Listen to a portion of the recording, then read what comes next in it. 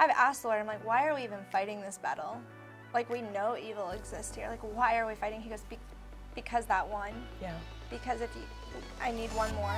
Yeah.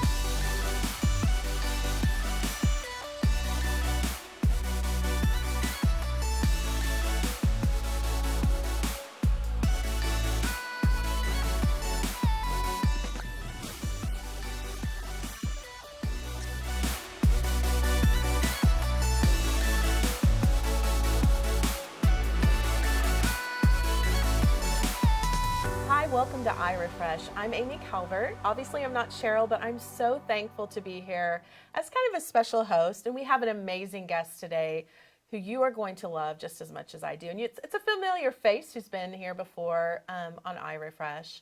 And I'm thankful to be back. I was able to share some of my episodes about my oldest daughter, who is type 1 diabetic, and the journey that we really went through for her healing and just believing every day to God for her healing.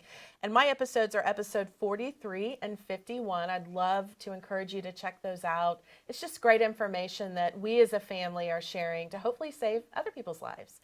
But today, so excited to welcome Brittany Stokes. Hi, Brittany. Hi, Amy. I'm excited to be here. So excited to have you. You all are going to hear an amazing story about a woman who truly, what I feel in just knowing your story, Brittany, the hands, the feet, the heart of Jesus. And it's what we're all called to be each day. And so I want to start out. Brittany is the president and co-founder of Project Orphans and the Tulsa Girls Home.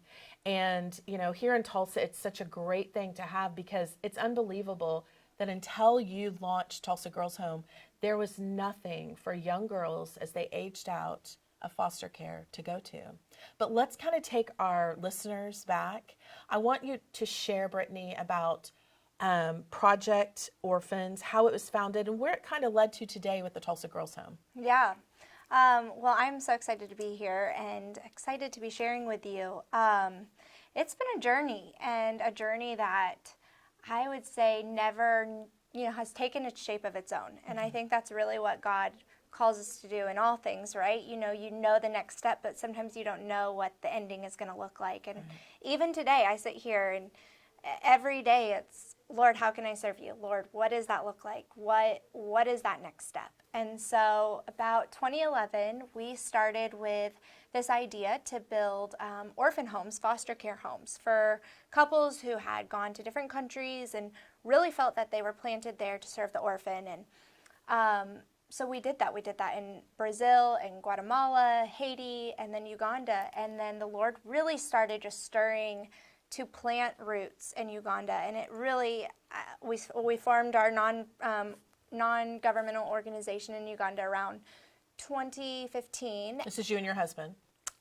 Me and my best friend, Christina Yared. Okay. Yeah, Awesome. So she's the other co-founder. Yeah. Okay. And, really just decided to plant roots. And I think what motivated me was, it's kind of funny, I was in corporate America, I was in branding, I was in advertising, and I just had this, this gut-wrenching frustration with kids and what was going on for the voiceless, for those who couldn't do anything for themselves.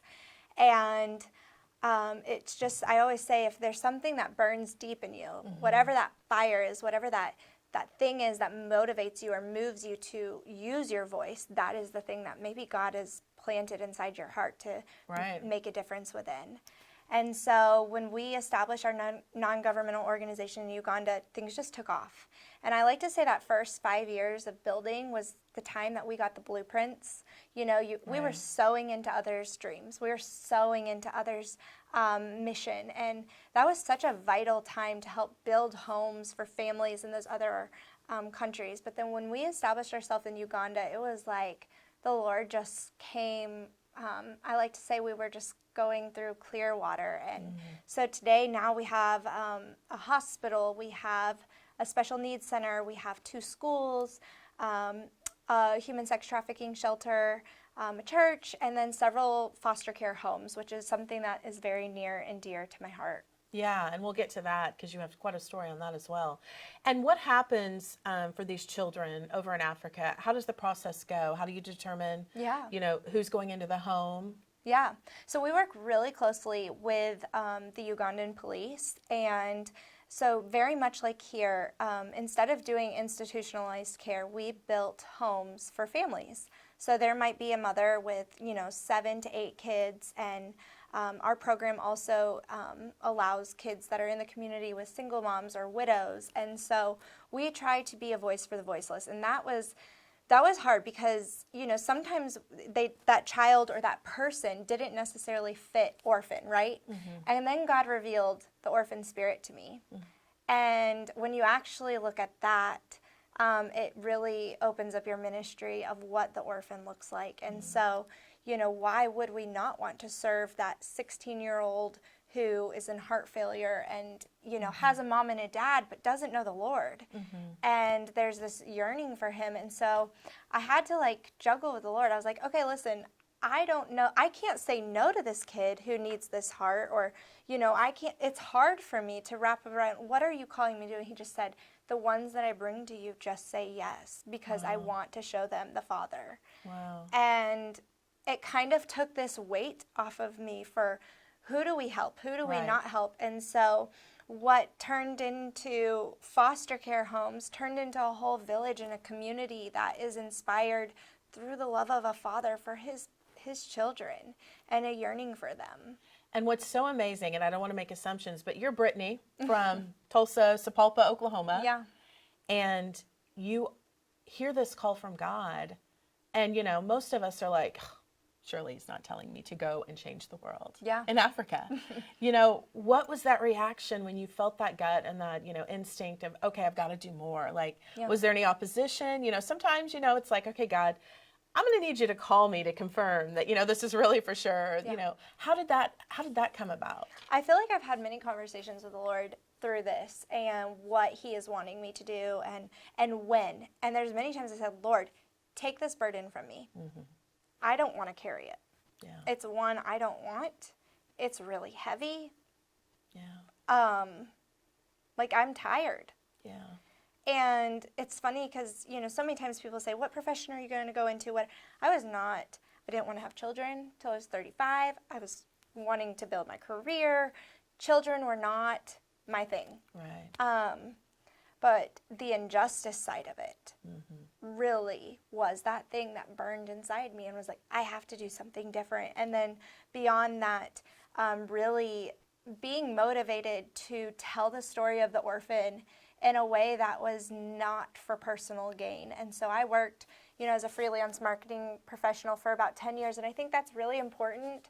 Sometimes when you're starting the Lord's journey, you have to hustle in many other ways in that calling. And so it's been 11 years, and it wasn't until just recently I was full-time volunteer, full-time working, full-time mom, and I just left corporate America in order to, or, other jobs in order to build Project Orphans and Tulsa Girls Home in a more intimate way and a more, and that was a hard struggle for me because sometimes when you're doing ministry, it's a blessing to serve these people. It's an honor, and I never wanted to taint that. And then someone said, have you ever thought that by not stepping away from other things, you're actually hurting the thing that God needs you to grow? Wow. And I sat on that for about 2 years until our board said, Brittany, you can't be running this hard on both levels. Right. And so, that kind of, I think that's really important to say because so many people see the now and what's been, and they don't see the 10 years of faith and prayer and life-threatening moments and just tears. Really, asking the Lord to not choose me or ask me to do this anymore. Pass this over. Yeah. And so from this life-changing, event, everything that was done with Project Orphans, I know that that's where the Tulsa Girls Home came. Yeah. So talk to me a little bit about that and what's happening here right in Tulsa, Oklahoma, Sapulpa, and kind of your mission going forward. Yeah, so during our, the past 10 years of establishing Project Orphans, my husband and I did decide to become foster parents. It was when you actually see the orphan and you meet these kids, and then now as a mom, when I gave birth to Briley and Kinley, I could never imagine them saying, Mom, like, why did you let me go? Or Mom, why didn't you fight for me? And I never, again, back to that injustice, that pain. Like, it wasn't like I wanted all these kids. I just couldn't, that pain. And it just broke in a way. And I think when you literally ask the Lord, when we sing these songs in worship, it break my heart for what breaks. But when you actually say it and you ask him to break your heart, like my heart broke in pieces. Yeah. And so we became foster parents and saw, the injustice, whether it be in the foster care program, in, in the laws, in the, just in the plethora of being an orphan in foster care in America. Yeah. And what these children are facing. And so we fostered 4 or 5 kids and then ended up at a training that I thought was a training, and it was an event for adoption. And Miracle was there. There was about 200 kids, and you actually were given this book, and you could flip through, like, no joke, Amy, like flip through a binder, and it said if you wanted to meet that kid, they were there. Like, wow. And I was like, there's no way we can do this. Yeah. And so Miracle came up to us and said, hey, there's a couple that wanted to adopt me at one point, but I'm not going with them. Do you mind just talking to me and acting like you're interested in me? I was like, sure, no problem. Like, you're a teenager. Yeah. We're not adopting a teenager. This is like safe game, right? Right. So we spoke to Miracle, and 2 hours later she said, are you ready for this? And I'm like, ready for what? And Miracle said, can you adopt me? Wow. And she was 16 years old and had been in the foster system? 9 years. Wow. Shelters. I think she had been in 12 different schools. And I said, Miracle, you don't want me to be your mom. Like, you don't want me to adopt you. I will be super strict. Like, this isn't my thing. And she said, please, like, will you take me home? Wow. And we left that day signing a paper, and 2 months later she moved into our home, and it changed our whole life. And it's been a 3-year journey to show her God's love.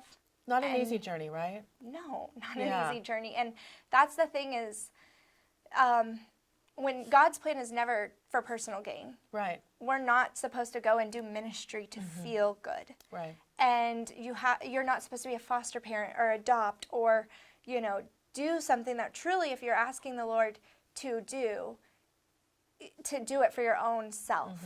It is for Miracle. It is for Gage and CJ and Bubba and all the ones that have been in our home. And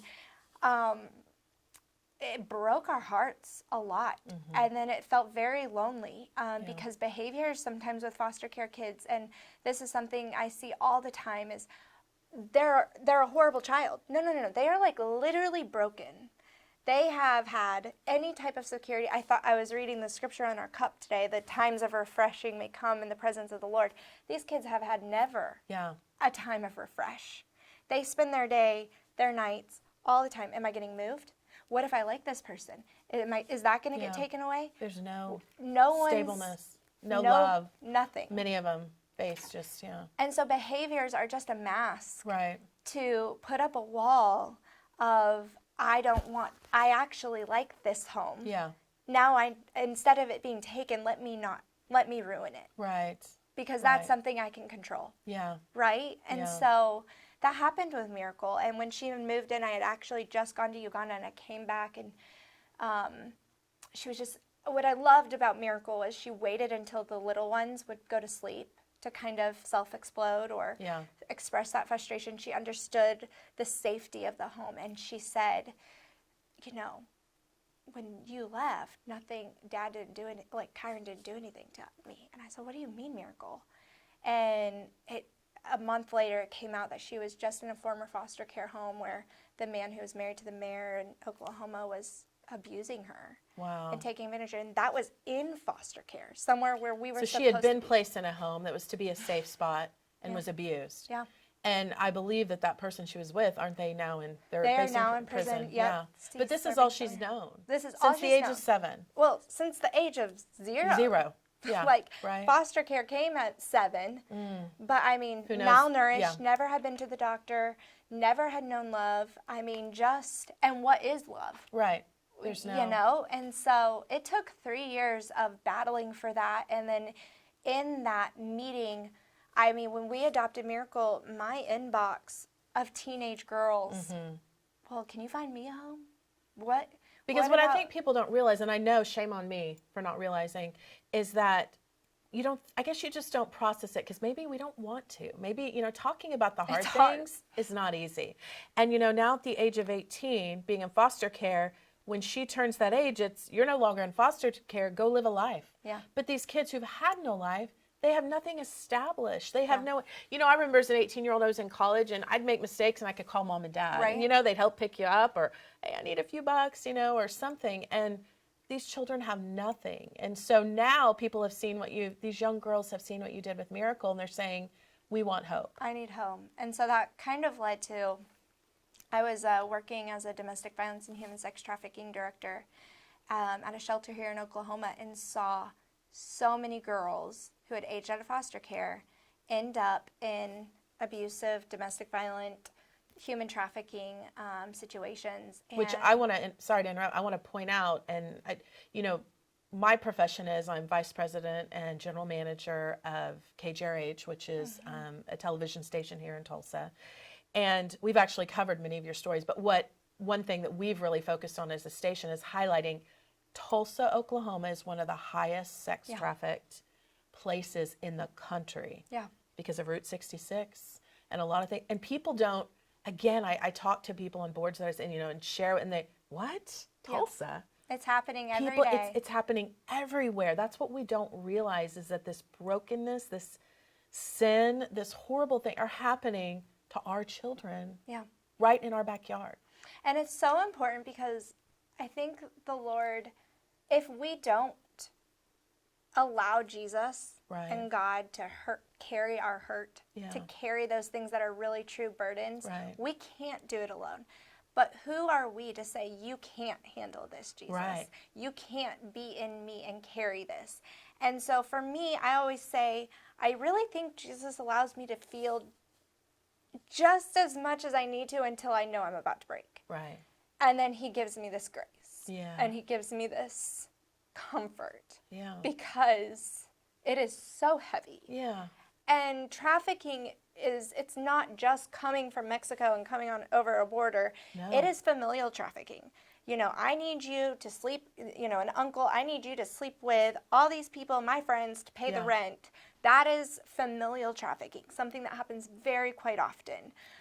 They prey on these young girls who have nothing. And vulnerable girls. Yeah. And no one's looking for them. And so being at the shelter really was like, what are we doing on the front end? Right. And so I called my friend Greg Conway, who's the director of the Tulsa Boys Home, who's been here 104 years. 104 Which is years crazy. we've So had Tulsa's had a boys' home. Yeah.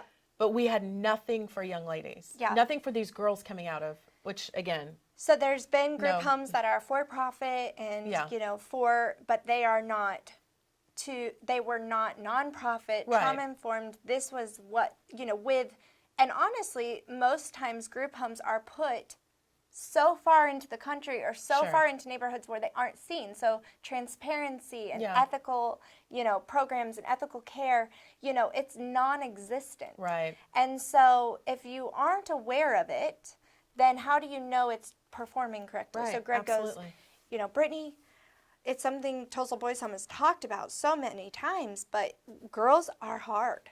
And he said, if you're going to go into this, good luck. Yeah. Girls are hard. They can get pregnant. They can self-harm. The boys fight it out, right? And then they're done. And then it's done. You're going to open a home with teen girls, just like all of our girls at home who are teenagers, if you've had one. I've got one now. Then you add the trauma of what they've been through. Of what they've been through. And he just said, it's a lot. And so I said, but God, right? But God. And I love that iRefresh talks about how prayer and just what God is calling us to do, because I always say there's no way anything would have been possible. Any of those things that God has done without those people who are those intercessors who I know my life has been spared. Right. I know that the random check that came in the mail for that certain amount of money to cover a certain surgery for that child with no name to say thank you was only the Lord. So, but God. Right. But still, it seems like a mountain. It isn't, in that story. And so when we, I said, okay. And we went back to the board for for Project Orphans. I said, I think we need to do Tulsa Girls Home. And they said, we'll stand behind you, whatever that looks like. And but God. And so September of 2021, we finally went public God said, ask for a home for the holidays. And I'm like, what do you mean a home for the holidays? He said, ask for the home for the holidays. And so we had an event. There was a home that came on the market. And I was like, this is it. We had no money. Yeah. We had no plans for how we were going to get that money. Right. Because our donors are Project Orphans. Now we're launching into something new. And they said, put an offer on the house. The Lord told me to put an offer on the house. It was, I have no money right now. I'll go get the money by the holidays. Yeah. Because the Lord told me a home for the holidays. Yeah. I said I needed 3 months. I'd like to use the property, begin renovations to the property. So you made your list for God. Okay, God, here's what we need. This is for the buyer of the home. Okay, got it. This is the offer we're submitting when the market, has been insane right now. Right. So I'm coming out of COVID, coming out of everything, that was happening. So I said that I needed 3 months. We'd like to be, again, using the home. I don't have the financing yet, but I will get the financing. And, can we start making renovations because DHS has all these renovations? Right. And they were like, but God, they were former foster care parents and said, this is exactly what we wanted. And this is exactly what we knew the Lord told us to do when we offered this. So we will do this journey. And then you talk about David and Goliath and what it felt like to get there. Because when you go after the orphan is the easiest person for the devil to claim. Right. Because when we see it all the time right now, identity, who are we? Yeah. We question our identity and all these things. And then you add a child. Yeah. The devil can, so when you go after, it's the easiest person to show God's love and to claim for the Lord. But the devil, he really fight it. And he fights it in all ways, and attacks against my family, my kids, my personal family. Our board members went through the hardest time, and even our staff in Uganda, before we launched Tulsa Girls Home, I told them that Project Orphans was growing, and we were taking more ground, and for them to be able to be ready and to be prayed up, because it just came like and so, but God, the end of December, Transformation and, some other people in the community that had heard what we did, and we were able to buy that home free and clear in cash, and it's open now, and free and clear in cash. God orchestrated every step. And how many girls are there now? So there will be seven total, and we are also in the process of building a barn so that girls in foster care can come and get therapy still, and so it's not just limited to that one home. And I love it because I was researching all this and looking at everything, and obviously familiar with stories that we've done at our television station.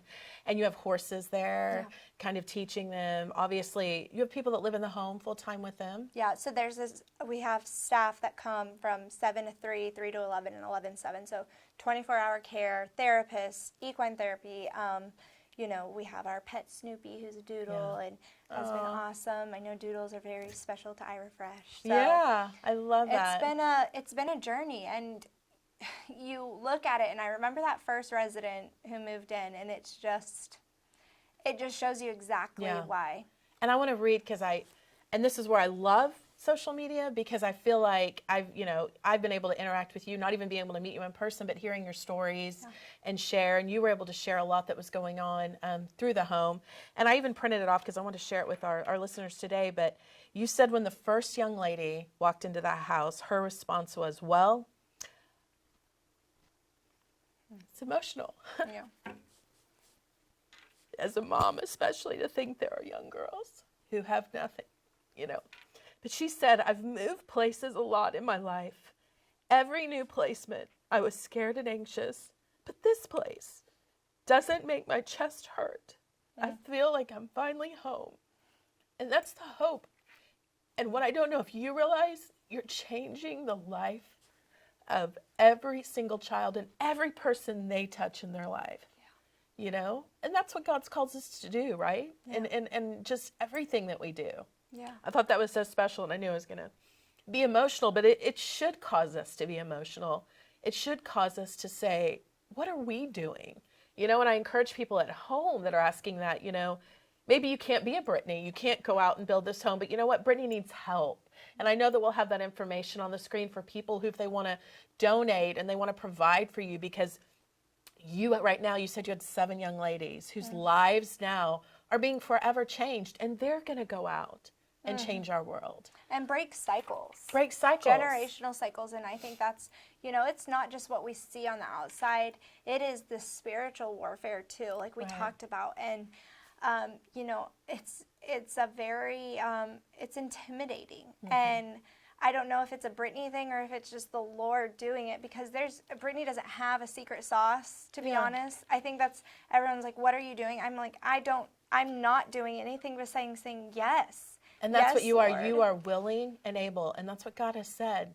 He said, if you will just come and make yourself available, I will take you. And that's what he's doing with you, Brittany. Yeah. You are walking the hardest steps. And that's why I want to encourage our listeners to pray for you and your family every day, because what you're walking into, I mean, I hear the stories behind the scenes. I see things. It is saying it's a hard world is just, it doesn't even sum it up. Yeah. And I think that's so, I've asked the Lord, I'm like, why are we even fighting this battle? Like, we know evil exists here. Like, why are we fighting? He goes, because that one. Yeah. Because I need one more. Yeah. I need you to allow me to open that door to go get her, or, you know, and I'm just like, oh my goodness, the grays that have happened, you know, it's just a lot. And again, it's nothing that I am doing. Yeah. Right? I can't. It's him through you. It really is, because I can't, every day when Yeah. I battle with him all the time, because I'm like, you want me to say that next? Like, this is what we're tackling? Tulsa Girls Home is just one part of a huge plan that he has to rectify and restore lives. Yeah. Because these are soon-to-be mamas. Right. And these are going to be business owners, and they are worthy. They are worthy. And I look at Miracle's smile and the joy that radiates from her every single day. And that was not an easy journey. And she just graduated, right? She did. She just graduated, and she's still figuring out next steps in life. But she is the best thing that has happened to our family and to my kids and to, you know, Evan, our little son, who we adopted during COVID. And Miracle's part of us. She's a Stokes. And but more importantly, Jesus loved Miracle way more than we could have ever climbed those mountains. Right. And he knew and that's what I say, like with Tulsa Girls Home and Project Orphans, it's just a name for an outlet of God's doing. Right. And what he's telling. And it's scary to put yourself, I think when anyone starts something new, we're all afraid of failure. We're all afraid of, what is someone going to think? This has been the loneliest journey. Yeah. There was no big church behind us when we started. It was very lonely. And you bring in another foster care child who has a tantrum in front of someone, you lose friends. Yeah. And I would just say, and then when we opened the Tulsa Girls Home, you know, there was so much opposition. A whole entire community against, or neighbors, and then a whole community rallied against us. But that's heavy to carry alone. And people don't like jumping into fights, right? Like, we don't want to, you know, do that. But sometimes the Lord is saying, and especially in this day and age, don't be silent for the things that God has called us to do. Right. And the things that we are supposed to look differently.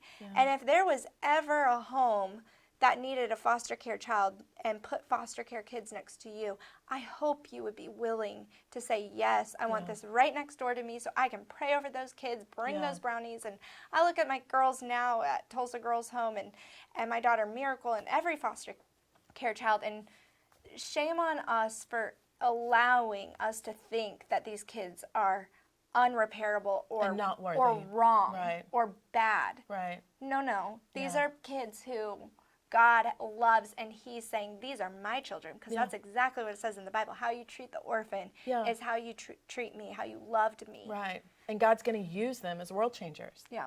Right? Yep. Well, I'm just so excited that you're able to bring this story. And I really, really want to encourage you at home. If you're listening right now and you're saying, maybe you're hearing God's calling to make a difference in your community, to make a difference where you're at. Brittany is an amazing lady, but she wasn't some big president of something, of a country or anything. She was just called and she listened. And I think each of us every day are called in our actions every day to be the hands and feet of Jesus. And are we doing that? I think now more than ever, we as a nation, we as a country, we as a world, we need that. Yeah. And these young ladies need that. I want to encourage you to find out more information about the Tulsa Girls Home, about Project Orphan. They have a wonderful social media page, and you can Google them and get in touch and find ways that you can help Brittany and her team make a difference in these young ladies' lives who are going to go out and change our world. This is who's going to be running our world, and we just appreciate everything that you're doing. So thank you so much for being here, Brittany. I look forward to talking with you again, and we look forward to seeing you all next time. Thank you, Amy, for having me.